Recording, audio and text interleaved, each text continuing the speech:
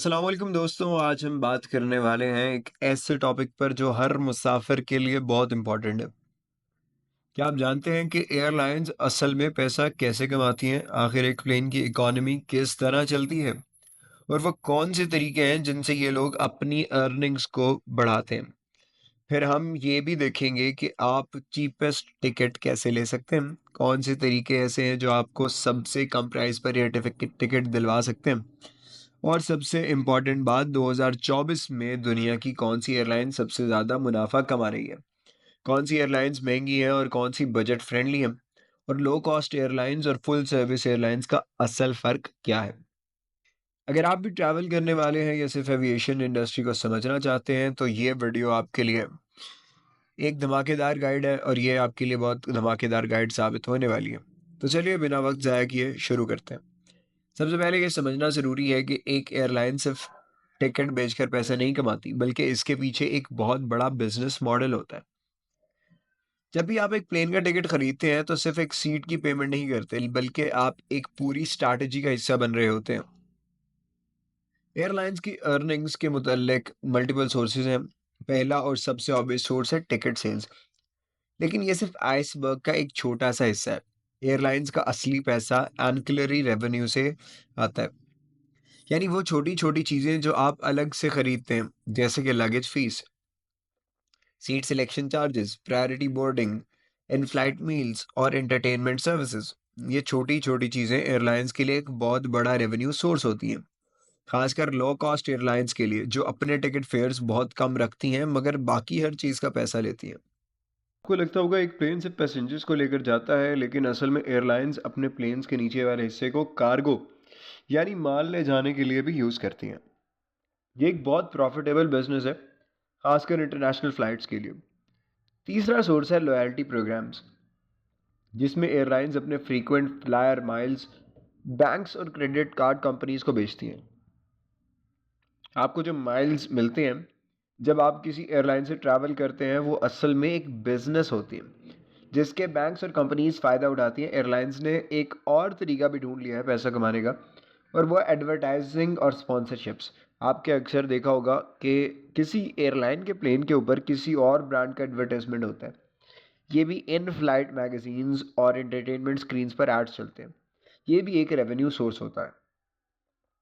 अब आती है सबसे इम्पॉर्टेंट बात। अगर आपको एक सस्ता टिकट चाहिए तो क्या करना चाहिए? सबसे पहले तरीका है एडवांस बुकिंग। जितनी जल्दी आप अपना टिकट बुक करेंगे, उतनी ही कम प्राइस मिलेगी। एयरलाइंस अपने टिकट प्राइसेस को डायनामिक प्राइसिंग मॉडल से के ज़रिए एडजस्ट करती हैं। इसका मतलब ये है कि एक ही फ्लाइट की एक ही सीट किसी को 10,000 की मिल सकती है और दूसरे को 15,000 की, सिर्फ इस वजह से कि उसे लेट बुक करवाया गया। दूसरा तरीका है फ्लेक्सिबल डेट्स रखना। एयरलाइंस का एयर फेयर हर रोज़ चेंज होता है, और वीकडेज यानी ट्यूसडे और वेंसडे को ज़्यादा सस्ते टिकट्स मिलने के चांसेस होते हैं। वीकेंड और हॉलीडेज़ पर प्राइसेस बढ़ जाती हैं। तीसरा तरीका है इनकॉग्निटो मोड या प्राइवेट ब्राउजिंग का यूज़ करना। जब आप बार बार एक ही फ़्लाइट का सर्च करते हैं, तो वेबसाइट्स आपकी कुकीज़ सेव कर लेती हैं और टिकट प्राइस आर्टिफिशियली बढ़ा देती हैं। ये एक मार्केटिंग स्ट्रैटेजी है जो आपको महंगी टिकट लेने पर मजबूर करती है। चौथा तरीका है प्राइस अलर्ट्स लगाना। गूगल फ्लाइट्स, स्काई स्कैनर और कायक जैसी वेबसाइट्स पर फेयर अलर्ट सेट करने से एयरलाइंस का सिलेक्शन। अगर आपको लग्जरी और एक्स्ट्रा सर्विसेज की ज़रूरत नहीं है, तो बजट एयरलाइंस जैसे Ryan air, easy jet, south west और एयर एशिया बेस्ट ऑप्शंस हैं। अब बात करते हैं कि 2024 में सबसे ज़्यादा मुनाफा कौन कमा रहा है। सबसे टॉप पे तो जो एयरलाइंस हैं, उनमें डेल्टा एयरलाइंस ने $3.9 बिलियन का नेट प्रॉफिट कमाया है। यूनाइटेड एयरलाइंस ने 3.1 billion US dollars, American airlines ने 846 मिलियन यूएस डॉलर्स और साउथ वेस्ट एयरलाइंस ने अपना रेवेन्यू 6.9 बिलियन यूएस डॉलर्स तक पहुंचाया है। यूरोप की सबसे प्रॉफिटेबल लो कॉस्ट एयरलाइंस अब भी रायान एयर है, जो अपनी ultra cost low cost strategy की वजह से हर ज़बरदस्त रेवेन्यू जनरेट करती है। अगर आप कंफ्यूज हैं कि लो कॉस्ट एयरलाइंस और फुल सर्विस एयरलाइंस का फ़र्क क्या है, तो समझने की ज़रूरत है कि ये दोनों बिल्कुल अलग तरीके से काम करती हैं।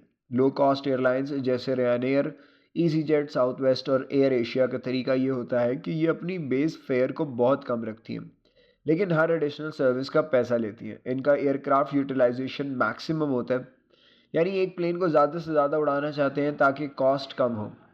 इनका focus point two point flights होता है, जिसमें ये डायरेक्ट रूट्स पर ऑपरेट करती हैं और मेजर हब्स का इस्तेमाल करती हैं। फुल सर्विस एयरलाइंस जैसे Emirates, Qatar Airways, Singapore airlines, delta और अमेरिकन एयरलाइंस का मॉडल बिल्कुल डिफरेंट होता है। ये अपनी टिकट्स महंगी रखती हैं, लेकिन इनकी सर्विस लग्जरी होती है। Free meals, baggage allowance, in flight entertainment और एयरपोर्ट लाउंजेस जैसे फीचर्स इंक्लूडेड होते हैं। ये hub and spoke model use करती हैं, यानी पैसेंजर्स को बड़े हब्स पर कनेक्ट करती हैं, जैसे फ़्लाइट्स का ज़्यादा नेटवर्क अवेलेबल होता है। अगर आपको सिर्फ सस्ती टिकट चाहिए तो Ryan air, easy jet, south west जैसे ऑप्शंस बेस्ट हैं। लेकिन अगर आपको एक कंफर्टेबल और प्रीमियम एक्सपीरियंस चाहिए तो Emirates, Qatar Airways, Singapore airlines best choice है। यानी अगर आपको एक बजट ट्रैवलर हैं और सिर्फ एक जगह से दूसरी जगह पहुंचना चाहते हैं बिना किसी एक्स्ट्रा कॉस्ट के, तो लो कॉस्ट एयरलाइंस आपके लिए बेस्ट हैं। मगर अगर आप एक रिलैक्स्ड और कंफर्टेबल जर्नी चाहते हैं जिसमें आपको अच्छी सर्विस, एक्स्ट्रा लेग रूम और एंटरटेनमेंट मिले, तो फुल सर्विस एयरलाइंस बेहतरीन है। तो दोस्तों, ये थी आज की ज़बरदस्त गाइड जो आपको बनाती है कि एयरलाइंस पैसा कैसे कमाती हैं, आप चीपेस्ट टिकट सर्विस कैसे ले सकते हैं, कौन सी एयरलाइन 2024 में सबसे ज़्यादा मुनाफा कमा रही है, और लो कॉस्ट और फुल सर्विस एयरलाइंस में क्या फ़र्क है। अगर आपको ये वीडियो पसंद आई हो तो ज़रूर लाइक, शेयर और कमेंट करें, और अगर आप नए हैं तो सऊद ऑफिशियल को सब्सक्राइब करें ताकि मज़ीद